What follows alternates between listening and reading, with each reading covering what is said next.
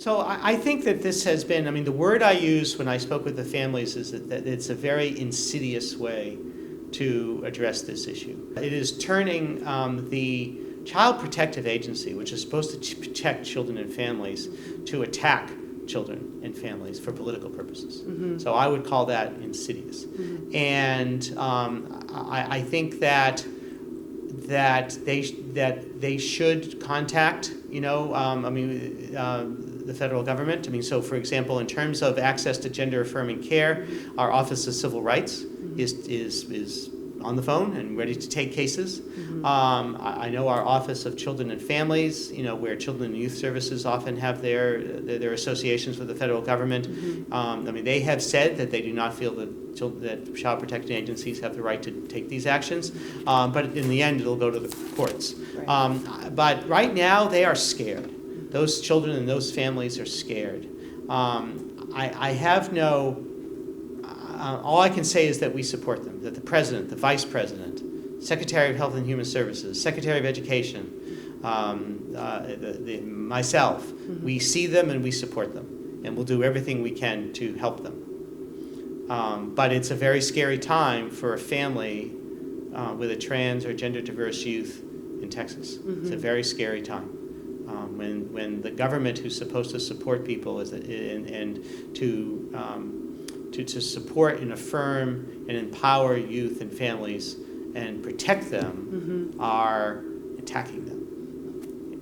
And so I felt that this is the time that I personally need to stand up and to serve as a catalyst to others to highlight the challenges posed by these actions and laws, and to make a statement to catalyze further change. And so we saw that there was this conference in Texas, and I was speaking, I was going to be speaking remotely, mm-hmm. and the decision was this would be a perfect place to start that movement, mm-hmm. and I'm here. If you meet these kids and their families, if you sit down with them and talk with them, that it would give you a different perspective. And not just the children, the adults as well, is that if you sit with LGBTQI plus people and you understand, you hear their story, mm-hmm. that you would understand how these actions and bills might impact their lives and hurt them.